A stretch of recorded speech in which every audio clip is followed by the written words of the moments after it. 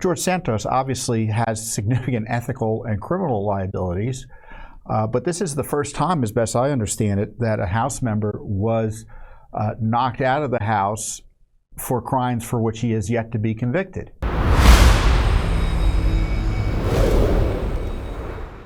George Santos, the congressman from New York, that's the news this week. It's literally just happened a few hours ago, has been expelled by the House of Representatives. 105 Republican congressmen joined Democrats to achieve the 2/3 majority necessary for expulsion. And Santos had been indicted by the Biden Justice Department, if the evidence is to be believed, on rather significant and serious crimes. The House Ethics Committee rushed through an investigation in order to generate support for bouncing him out, which they did. And, George Santos obviously has significant ethical and criminal liabilities, but this is the first time, as best I understand it, that a House member was knocked out of the House for crimes for which he is yet to be convicted. And I think it's more than a little bit interesting that a lot of those Republicans who voted to knock him out, and I think all things being equal, a vote to expel him isn't the end of the world. The idea that a House member can only be expelled unless he's convicted, I guess it's a good rule, or it might be a useful rule, but I don't know if it should be a set rule, given the fact that most politicians are corrupt and will never be convicted. So I don't know if that's the standard. But given everything that's going on in Washington, D.C., to have these 105 Republicans, most of whom you will look at and see through reports, have zero interest in impeaching Biden or even investigating Biden or impeaching anyone else. Just less than 2 weeks ago, just before Thanksgiving, it was a week before, it was about 2 weeks ago, a little over 2 weeks ago, I guarantee you, if you look at the 100 or so Republicans who voted to expel Santos, you will find almost one for one a match with those Republicans who work with every single Democrat, practically speaking, to vote for a continuing resolution which fully funded Biden corruption and abuse. Everything, as I say on Twitter. I will hazard a guess that the Republicans who voted to expel Santos almost all voted to fully fund Biden corruption and abuse 2 weeks ago. And a number of House Republican members reportedly uncomfortable with even investigating Joe Biden or any Biden official for impeachment voted to expel Santos. That's why you should be following Judicial Watch and me on Twitter, because these are the truths that you won't hear from too many people. And so Santos is now no longer a House member, and not one Democrat who has abused the rights of Americans repeatedly, like Adam Schiff, has been held accountable. I mean, he was thrown off one committee, but he still stirs on other committees. It was just noted today through Just the News from a Republican congressman who alleged that the videotapes of the depositions of witnesses in that Pelosi January 6th investigation by that Rump committee that was comprised only of Pelosi appointees are disappeared. They're not around. No one knows where they are. The thinking is that they were destroyed. Is the chairman of that committee, Benny Thompson, going to be knocked out or expelled for destroying evidence? Judicial Watch filed 2 ethics complaints against Adam Schiff. 2 ethics complaints. One concerning his mishandling and exposure of classified information. Filed an ethics complaint against Maxine Waters, who you may recall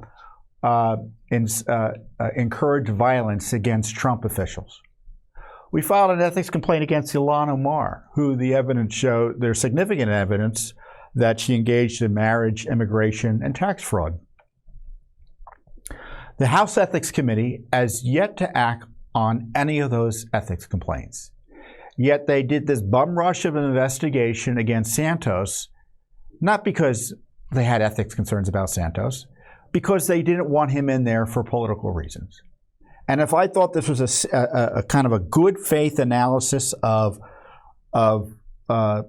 what Santos had done, and the ethics committee just calls it as they see it, you know, I think the process would be reassuring and a good development if someone like him was held accountable. But for all the things that are going on in this town, the idea that Santos is the first thing that happens, his expulsion is the first thing that happens after this same gang, and I mean gang by Republicans and Democrats, fully fund the effort to jail Trump that they know is illegitimate, the efforts to censor Americans, the cover-up of the Biden corruption by the Justice Department. So forgive me for thinking I don't know if the double standard is the right way of thinking about it. Maybe it's I often say it's a single standard. It's this fear-based decision-making by too much of our establishment. They're afraid to take on the real powerful, but they're happy to take on folks who can't fight back. I mean, Santos is probably a crook. I mean, I have no doubt he did something pretty awful.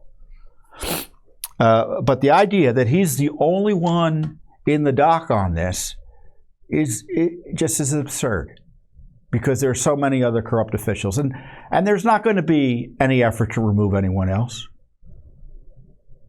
There's not going to be an effort to remove Schiff, for instance, or Swalwell, who similarly engaged in misconduct with that Chinese spy, although he says the FBI exonerated him. Well, isn't that worth an ethics committee investigation? I don't know. Even Senator John Fetterman, the liberal Democrat senator from Pennsylvania, he said, yeah, Santos is terrible, but we've got this guy Menendez in our Senate too, who's a Democrat. The leftists don't like him too much, though. They're not going to expel him. And of course, there's this go slow impeachment investigation.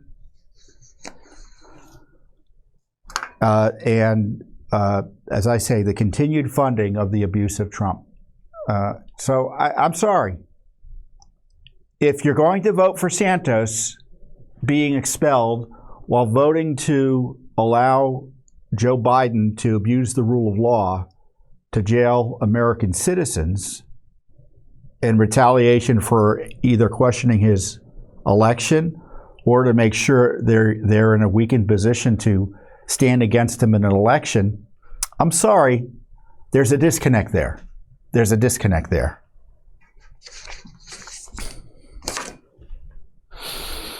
So I'd like to say here, this is one way to think about it. The Republicans have controlled Congress for almost a year now, right? 2022, right? That's when they took over. The most significant anti-corruption work they've done is to remove a Republican from Congress. Given everything that we know has happened, that's the only thing they've done in terms of accountability and action. They've done nothing similar with any of the bad guys and gals we've talked about earlier.